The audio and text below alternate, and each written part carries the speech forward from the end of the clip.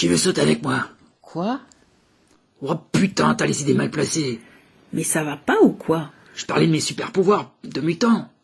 Je voulais simplement dire que je serais guéri en 30 minutes ou 30 secondes. Ça dépend de la blessure si je sautais sur quoi que ce soit. Lance le générique au lieu de dire des bêtises. Ok, c'est une blague de mutant, c'est une blague X-Men un petit peu nulle. Ok, on est d'accord.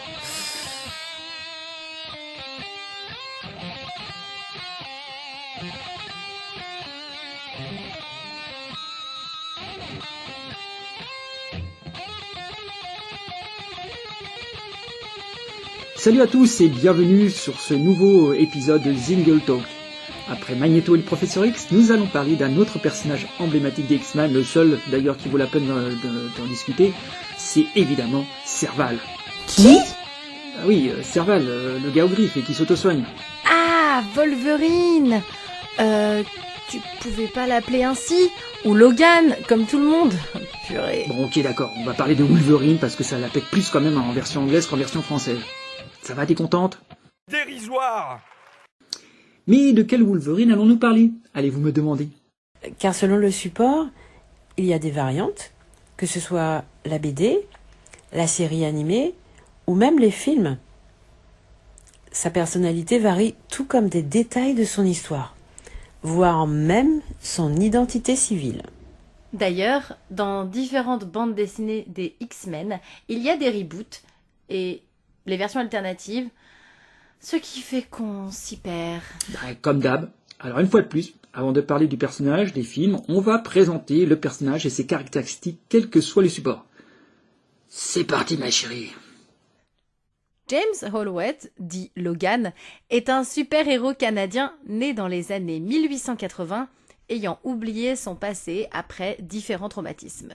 Son pouvoir étant la régénération, son vieillissement est ralenti. La psychologie de Wolverine est largement influencée par ses super-pouvoirs qui sont, en grande partie, le fruit de son histoire personnelle. Le nom de code de Wolverine lui vient du carcajou, donc Wolverine en anglais, un mammifère carnivore de la famille des Mustélidés. Donc c'est un super-héros gentil. Tout à fait, à l'instar des épisodes faits sur Magneto et le Professeur X, nous allons parler des Wolverine au cinéma à travers les différents films. Je dis bien des, car avec les voyages dans le temps et les timelines complètement changées, son histoire a tendance à varier. Ouais, faut peut-être faire attention avec les copier-coller, ça va commencer à se voir. Dans X-Men Origins Wolverine, au XVIIe siècle, John Howlett est tué par son domestique, Thomas Logan. Le jeune fils Howlett nommé James va alors découvrir en même temps sa nature de mutant et sa véritable filiation. Sous le coup de la douleur d'avoir perdu son père, des griffes d'os surgissent entre ses phalanges, dont il se sert pour éventrer le meurtrier. Dans un dernier soupir, ce dernier lui confie être son véritable père. Il prend la fuite. Des années passent, et protégé par les blessures et le vieillissement, il combat au cours de la guerre de sécession ainsi qu'à la Première et Seconde Guerre mondiale. Pendant la guerre du Vietnam, son invulnérabilité devient flagrante après qu'il ait survécu au peloton d'exécution pour acte de rébellion. Le commandant William Stryker lui offre l'amnistie s'il rejoint l'équipe de mutants qu'il a constituée, l'Unité X. James finit par quitter l'équipe dont il désapprouve les méthodes. Des années plus tard, alors que sa compagne est sauvagement tuée, Logan se voit proposer par William Stryker de se venger de l'assaillant en le rendant encore plus puissant et en recouvrant son squelette d'adamantium au prix d'une incroyable souffrance pour le cobaye. Désormais doté de griffes indestructibles et tranchantes comme des rasoirs, il réussit à prendre la fuite. Puis bagarre, explosion et encore bagarre. William Stryker lui tire 2 balles en adamantium dans le cerveau, ce qui lui efface la mémoire. Il commence à errer et adopte le nom de Logan, conforme à l'inscription sur la plaque militaire autour de son cou. Dans le premier film, sorti en 2000, Logan fait des combats en cage dans une arène locale au Canada, remportant toutes les victoires sans difficulté. Sur la route, Logan se rend compte qu'une jeune fille croisée plus tôt s'est introduite dans son camping-car. Après l'avoir jetée dehors, il la laisse finalement remonter quand il se rend compte qu'elle n'a aucune chance de survivre dans la forêt canadienne. Le duo est attaqué par Sabretooth et Logan finit KO. Il se réveillera plus tard au sein de l'Institut Xavier, où le professeur lui propose son aide pour percer les mystères de son passé. Rejoignant les X-Men pour libérer son ami Rogue kidnappé par Magneto, il réussit à la sauver in extremis en lui transférant son pouvoir de guérison. Il se voit informé par le professeur d'une piste possible vers son passé et quitte l'école après avoir promis à Rogue de revenir la voir. Dans le second volet, Wolverine revient bredouille de son voyage et décide de revenir à l'Institut, motivé par... comment pourrait-on dire ça ? Sa volonté d'avoir de nouveaux indices dans sa quête. Sa promesse de passer voir Rogue ? Mais non, il veut se taper Jean Grey. Oui, c'est ça, la rouquine bonasse. Parce qu'il n'avait pas de lieu où crécher ? Comme le poudré a été réélu et qu'il est le roi du en même temps, les 4 réponses sont valables. Alors qu'un soir il joue au babysitter, l'école est attaquée par le militaire William Stryker et ses troupes. Après avoir fui en compagnie de quelques élèves, ces derniers sont sauvés d'un crash par Magneto et comprenant que leur existence est menacée, ils font alliance avec ce dernier. Ils se rendent à la base aérienne et souterraine d'Alkali Lake et empêchent le pire d'arriver. Jean Grey se sacrifie enfin pour éviter la team de se noyer, ce qui affecte durablement Cyclope et Wolverine. Dans le 3e film, X-Men, l'affrontement final, la société pharmaceutique Warrington a mis au point un vaccin permettant aux mutants de renoncer à leur pouvoir. Logan est devenu instructeur et en compagnie de Storm retrouve le corps de Jean Grey qui a survécu mais qui est devenu incontrôlable, devenant une menace pour l'humanité et même pour les mutants. Professeur X et Magneto se rendent en même temps dans la maison où Jean Grey, devenu le Phénix, a passé les premières années de sa vie, et pendant que Wolverine et Storm se battent contre Juggernaut et Callisto, le Professeur X se fait éliminer par Jean, ce qui le bouleverse Logan. Wolverine, devenu leader des X-Men avec Storm, arrêteront Magneto. Phénix, détruisant tout autour d'elle, Wolverine réussit à s'en approcher, bien que mutilé par sa puissance psychique, mais grâce à sa mutation et à son squelette en adamantium, il parvient à l'atteindre. Jean regagne momentanément le contrôle et supplie Wolverine de la tuer, ce qu'il fait, le cœur brisé. Dans Wolverine, le combat de l'immortel, qui est le meilleur film consacré à Wolverine, toujours meurtri par le décès de Jean Grey, Logan vit reclus dans les montagnes. Il se rend finalement au Japon, faisant la bagarre avec des Yakuza, puis dans la scène post-crédit du film, alors qu'il est à l'aéroport, il est retrouvé par Magneto accompagné de... Et oui, vous avez deviné, Charles Xavier. Ces deux l'informent que les humains produisent une arme secrète qui pourrait anéantir la race mutante. Ce qui nous mène à Days of Future Past, où dans le futur, en 2023, les mutants, humains susceptibles d'engendrer des mutants et même des humains prêts à les défendre, ont été presque exterminés au cours d'une guerre contre les Sentinelles, des robots conçus pour trouver et éliminer les mutants. On trouve l'équipe des X-Men, composée de Wolverine, Storm, Magneto et le Professeur X, qui ont eu la brillante idée de l'envoyer dans le passé pour convaincre les jeunes Charles et Eric de ce qu'il va arriver. Bref, bagarre, explosion, bagarre, explosion, dialogue, enfin vite fait, et fin. Puis vient le film Logan, dans lequel en 2029, les mutants sont en voie d'extinction. Devenu alcoolique, Logan est chauffeur de limousine et s'occupe du professeur X atteint d'Alzheimer et sujet à des crises fréquentes. Son facteur guérisseur s'est énormément affaibli et son corps a vieilli tandis que l'adamantium de son squelette l'empoisonne lentement. Logan, Wolverine, pas Brooke Logan d'amour, gloire et beauté. Bon, elle aurait chialé parce qu'elle aurait perdu un amant, mais bon, je suis hors sujet. Pardon. En manque de thunes, il accepta une mission qui consiste à protéger une fille ayant le même ADN que le sien. Il apprendra que le groupe Alkali Transigène a empêché la venue au monde de nouveaux mutants en ajoutant un ralentisseur génétique dans la bouffe et les boissons. Logan comprend alors que le vieillissement de son corps et la perte de son facteur d'auto-guérison ont également été provoqués par la même cause. Dans la bagarre finale, gravement blessée, Logan demande à Laura de ne pas devenir ce qu'ils ont fait d'elle. Elle s'adresse alors à lui en l'appelant papa. Ce à quoi Logan répond en souriant « Alors c'est ça l'effet que ça fait. » juste avant de mourir. Bref, que dire du personnage formidablement interprété par Hugh Jackman, un des rares qui a compris effectivement le personnage et le rôle et la mesure qu'il devait lui donner. Bourrin, vulgaire, sauvage, misanthrope, solitaire, rebelle. Tu as dit antisémite. Oh, je suis pas antisémite. Non. Combien ça coûte? Go fuck yourself. Ah non, arrête ça tout de suite. Son mauvais caractère provoque des heurts avec Cyclops, le leader des X-Men. Mais pourquoi l'aime-t-on alors ? Pour toutes ces raisons, hein. Ses traits de caractère sont même comiques selon la situation. What exactly are you a professor of, Mr. Logan? Art.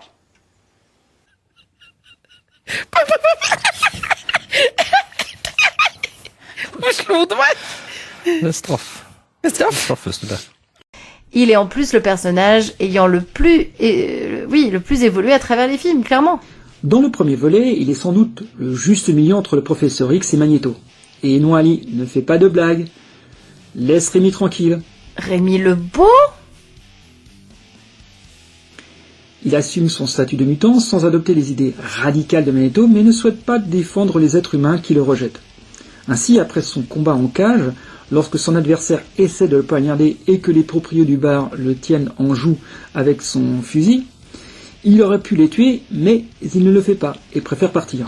Il est le genre de gars qui ne te fera rien si tu ne le cherches pas. De plus, quand Storm lui demande de rejoindre l'équipe, sa réponse en dit long. Me battre avec vous ? Être un X-Men ? Mais pour qui tu te prends ? Bon Dieu, tu es une mutante !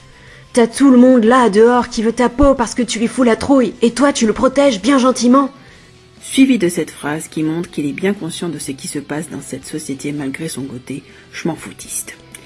Magneto a raison. Il y aura bientôt une guerre. Es-tu sûr d'avoir choisi le bon camp ? Il montre que malgré le fait qu'il soit un gentil mutant, il ne veut pas s'abaisser à protéger ceux qui le discriminent dans l'espoir d'être accepté par ces derniers. Ah, comme nous, non picousés qui, bien que respectant le choix de ceux qui ont envie de guider la seringue, ne nous soumettront pas pour leur faire plaisir ? Mais finalement, il rejoint l'équipe. Oui, mais c'est principalement pour sauver Rogue, en tout cas Malicia, et aussi pour le professeur qui les respecte énormément. Dans X-Men 2, initialement, pour s'assurer de la survie de l'espèce, il finit par adhérer à la cause des X-Men et il gagne une famille au final. Le troisième volet voit Wolverine devenir enseignant au pied levé. Puis, quand le professeur est présumé mort, lui et Storm, Tornade en français, devient les leaders des X-Men. Lors de son discours de motivation, en plus de rendre hommage au professeur, il rend également hommage au pauvre Cyclope, méchamment buté par le Phénix Noir. Petit aparté, pour comprendre toute l'histoire de Phénix et de Phénix Noir, je vous invite grandement à lire les BD. En refusant de voir tout ce qu'il défendait mourir avec eux. Par ses paroles, il reconnaît d'une part le leadership et les valeurs de Cyclope, mais d'autre part, affirme en tant que nouveau leader. Et pour la première fois, il parle de faire front ensemble et se revendique comme un X-Men. Et donc dans la bataille finale, malgré son amour pour Jean, il la tue pour sauver le monde de la destruction. Franchement, respect.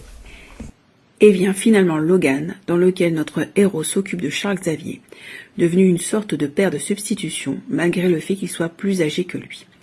Bizarre tout ça. Vous avez dit bizarre ? Comme c'est bizarre. Oui, mais pas aussi chelou que ça.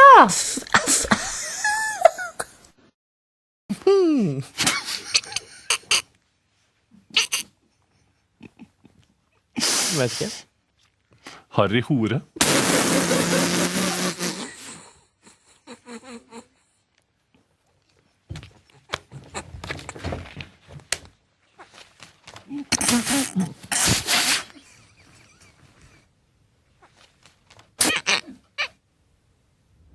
Parallèlement, Logan travaille pour mettre de l'argent de côté afin d'acheter un bateau et de pouvoir vivre en mer avec Charles, de manière à protéger la population des crises de ce dernier.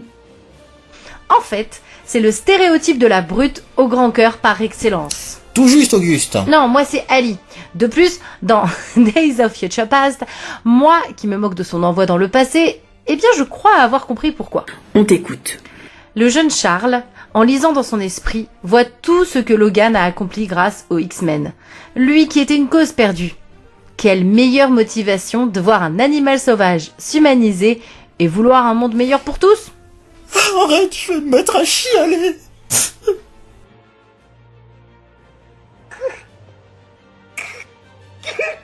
Are you weeping?